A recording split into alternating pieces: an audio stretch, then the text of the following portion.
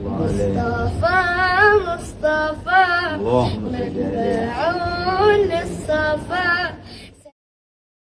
Hikmah yang berikutnya. Qala radhiyallahu anhu, syarrul fuqara'i man yawaddu annahu minal aghniya wa khairul aghniya'i man la yakrahu an yakuna minal fuqara. Seburuk-buruk orang-orang fakir adalah yang menginginkan dia menjadi orang kaya. Sebaik-baik orang kaya adalah orang yang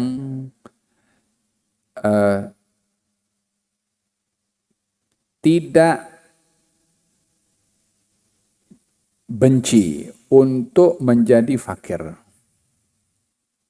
Sebaik-baik orang kaya yang merasa ia tidak benci untuk menjadi fakir.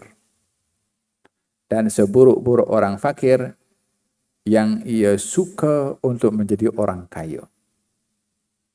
Macam mana ya? Tak boleh jadi orang kaya kah? Nah, kita perlu memahami arti kaya dan miskin. Apakah kaya, apakah itu miskin? Kekayaan bukan diukur hanya dengan kebendaan. Dan kemiskinan bukan hanya dilihat orang yang tidak punya apa-apa. Baginda Rasulullah bersabda, "Laisal ghina bi kathratil 'arad, walakinnal ghina ghina an-nafs." Bukanlah kekayaan itu dengan banyaknya harta. Tetapi kekayaan itu adalah hati merasa cukup. Qanaah, merasa cukup, itu adalah kekayaan bagi seseorang. Di dalam menerjemahkan kemiskinan, laisal miskin man tarudduhu tamrah aw tamratan. Bukanlah orang miskin adalah orang yang dia datang meminta yang boleh pergi, kalau diberi 1 butir korma atau 2 dia pergi. Adakah ini orang miskin? Bukan. Orang yang miskin adalah orang yang susah hidupnya, namun ia menyembunyikan kesusahannya di dalam hidup. Ini definisi miskin dan definisi kaya. Ada kalanya orang itu memiliki kekayaan tapi tak merasa cukup. Maka dia miskin walaupun banyak duit. Orang yang tamak, orang yang miskin, walaupun dia memiliki sekian banyak harta dan saham. Ukuran kemiskinan dan kekayaan bukan hanya pada kebendaan. Di dalam Al-Quranul Karim Allah menyebutkan tentang orang-orang yang miskin. Lil fuqara'il ladzina uhsiru fi sabilillah. Golongan orang-orang miskin yang terhalang untuk ikut jihad di jalan Allah karena tak punya harta untuk menjadikan bekalan dalam jihad, tak cukup duit. Uhsiru fi sabilillah. Yahsabuhumul jahilu aghniya'a minat ta'affuf.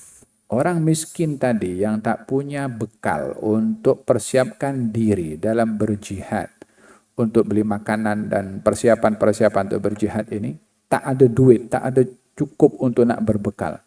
Tapi orang yang tak tahu tentang statusnya orang ini akan menyangka orang ini kaya.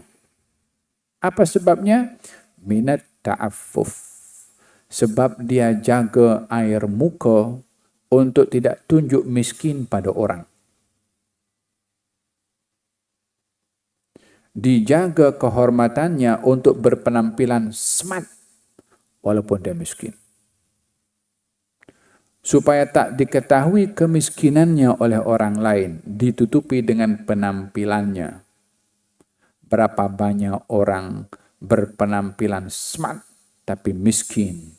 Berapa banyak orang berpenampilan miskin, tunjuk macam susah, walaupun bank account-nya banyak zeronya. Dalam hadis Nabi Muhammad SAW, beliau ada bersabda begini. La ilaha illallah Muhammadur Rasulullah.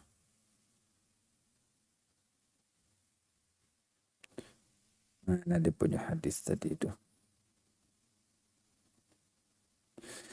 Idza ataka Allahu malan falyura 'alaika fa inna Allah yuhibbu an yara atharahu 'ala 'abdihi hasanan wa la yuhibbul bu'sa wa la taba'us. Jika Allah memberi kepada kamu harta, maka hendaklah dilihat harta itu pada diri kamu. Maksudnya nikmati harta yang diberi oleh Allah. Sesungguhnya Allah suka kepada seorang hamba yang diberi harta, diberi kenikmatan untuk dilihat pada dirinya. Dan Allah tidak suka kepada seseorang yang diberi harta untuk menampilkan al-bu'us. Al-bu'us ini orang yang kotor, yang kusut. Atau at-taba'us. yakni untuk tipu orang supaya tak dilihat dirinya ini kaya. Dia pakai pakaian yang koyak ke, wala pakai pakaian yang bau busuk sikit ke. Tujuannya supaya orang nampak dia susah, tak ada orang datang minta duit pada dia. Pergi ke mana-mana naik kereta, keretanya buruk. Tahun 60-an. Padahal bank akaunnya banyak. Ini orang yang tidak disukai oleh Allah sebab tidak menikmati nikmat yang Allah kasih kepada dia. Kononnya menampilkan dia hidup susah, tujuannya bukan tawadhu, tapi tujuannya untuk tipu orang supaya nampak dia susah dan tak ada orang datang minta kepada dia. Ini orang yang bikin susah dirinya sendiri. Idan, di dalam hadis Nabi Muhammad SAW, beliau bersabda, wallahi mal faqru akhsha alaikum. Kalau aku tidak risau kamu hidup miskin. Yang aku risau adalah bila dibentangkan kepada kamu keduniaan, sehingga kamu bersaing akan keduniaan. Seperti mana dunia ini pernah dibentang kepada umat sebelum kamu, dan mereka pun bersaing dengan keduniaan itu. Keduniaan ini akan membinasakan kamu seperti mana sudah membinasakan umat sebelum kamu karena persaingan akan keduniaan. Oleh sebab itu, kerisauan Nabi antara miskin dan kaya pada umat lebih risau pada kekayaan berbandingkan kepada kemiskinan. Dan dalam kata-kata ini dikatakan, seburuk-buruk orang miskin adalah yang menginginkan dia menjadi orang kaya. Maksudnya adalah seorang yang diduga oleh Allah dengan kemiskinan dan ia tidak ridha dengan kemiskinan dan menginginkan dirinya akan menjadi orang kaya dan enggan menerima dugaan miskin dari Allah. Inilah seburuk-buruk orang miskin. Orang yang diduga dengan kemiskinan tidak mahu bersabar dengan kemiskinannya, seburuk-buruk orang miskin. Seperti mana orang miskin diduga untuk bersabar, orang kaya diduga untuk bersyukur. Masing-masing diduga oleh Allah Subhanahu wa taala. Nah, adapun sebaik-baik orang kaya adalah yang ia tidak merasa tidak suka untuk hidup miskin. Hari ini dia kaya.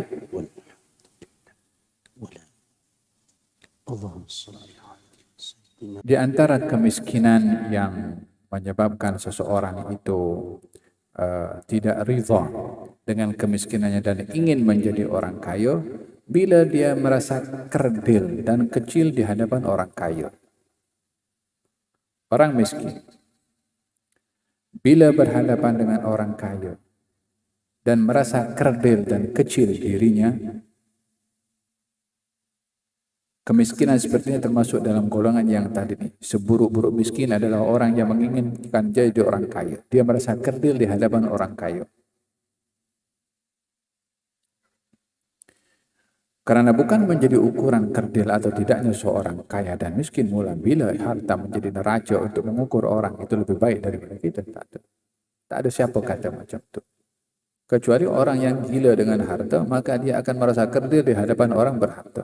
akan merasa kecil dan hina di hadapan orang berharta. Sebab dianggap kemuliaannya pada harta. Maka dia akan menganggap kecil karena tidak punya harta, menganggap mulia kepada orang yang punya harta. Bukan salah orang yang punya harta itu, salahnya orang yang merasa kerdil, yang melihat kecil di hadapan orang yang berharta. Fahim tom? Hada berkenaan dengan miskin dan juga kaya. Definisinya sebagaimana saya jelaskan tadi pada kekayaan dan juga kemiskinan. Nah, la ilaha illallah. Menjadi pembahasan ulama, mana yang lebih baik? Orang miskin yang sabar atau orang kaya yang syukur? Mana lebih baik? Orang miskin sabar atau orang kaya yang syukur? Katanya bila orang itu dengan kekayaannya boleh jadi leke, maka baik dia miskin. Karena tak semua orang kaya boleh pas dengan dugaan kekayaan. Tetapi bila orang itu diduga dengan kemiskinan boleh menjual agamanya, maka lebih baik dia kaya. Kalau miskin dia susah nanti. Ini antara hidup miskin atau hidup kaya bukan pada zahirnya, tapi kepada awaqibnya, penghujungnya. Apa? Bila kemiskinan itu lebih selamat bagi dia berbandingkan kaya, kalau dia kaya dia akan justru buat hal-hal yang tak elok, baik dia hidup miskin dia selamat. Tapi justru kalau sebaliknya, hidup miskinnya dia boleh menjual agama. Ada berapa banyak orang menjual agama karena hidup miskin, menjual marwah karena hidup miskin. Orang seperti ini lebih baik dia jadi kaya. Tetapi bila hidup miskin dia sabar, hidup kaya dia syukur. Mana yang lebih baik? Ada satu orang, kalau diduga dengan miskin dia sabar. Kalau diduga dengan kaya, dia syukur. Bagi orang seperti ini, apa yang terbaik? Miskin atau kaya? Yang terbaik adalah, ada dua pendapat. Yang pertama mengatakan, kaya lebih baik. Apa sebabnya? Sebab orang kaya yang baik, yang bersyukur, dia akan kongsi kekayaannya dengan orang lain. Dengan begitu orang lain akan dapat faedah daripada dirinya. Sehingga kekayaan bukan hanya dimanfaatkan oleh diri sendiri, orang lain dapat. Dan manfaat yang lebih meluas, lebih baik berbandingkan manfaat yang hanya didapat oleh diri sendiri. Yang kalau dia hidup miskin, dia bersabar, yang dapat manfaat dirinya sendiri. Kalau dia kaya, kekayaannya dikongsi dengan orang, manfaatnya lebih banyak. Maka dengan demikian, orang yang kaya bersyukur lebih baik daripada miskin yang bersabar. Tapi bagi madhab ahli tasawuf, lebih baik daripada miskin. Karena ia lebih menyerupai kepada keadaan para nabi. Nak pilih yang mana? Minta kepada Allah Subhanahu wa taala. La ilaha illallah. Enggak ada suami istri di zaman Bani Israel dulu. Katanya suami istri didatangi oleh Nabi. Nabi itu beritahu kepada pasangan suami istri ini. Kalau Allah memberitahu kepada aku untuk memberitahu kepada kamu berdua. Kalau Allah akan memberikan kamu berdua ini umur separuhnya senang, separuhnya susah. Yani kalau 60 tahun, 30 tahun senang, 30 tahun susah. Itu ketentuannya. Cuma kamu disuruh pilih. Nak susah yang pertama, senang di akhir, atau senang pertama, susah di akhir. Paham soalannya? Si suami kata, aku nak susah pertama. Supaya bila tua nanti dalam keadaan senang, aku tak perlu kerja untuk ibadah saja di masa tua. Sementara nak susah di masa muda masih boleh survive. Kata si suami. Istri pula menjawab sebaliknya. Kata si istri mengatakan, aku nak senang di awal, di masa muda, nak susah di masa tua. Apa sebabnya? Karena di masa muda bila senang, mudah untuk menggunakan kesenangan ini untuk kebaikan dan ketaatan. Tapi kalau sudah tua, memanglah dah tua time untuk kita duduk dekat rumah ibadah kepada Allah, tak perlu kerja lagi dah, tak perlu nak urusan keduniaan. Kata si istri. Allah beri wahyu kepada Nabi itu, beritahu kepada kedua-duanya, aku cukupkan mereka berdunia hidup senang, awal dan akhir. Karena motifnya adalah ibadah kepada Allah Subhanahu wa taala dalam susah dan juga dalam senang. Yang ridha kepada Allah dalam susah akan diberi kesenangan oleh Allah walaupun dia nampak susah.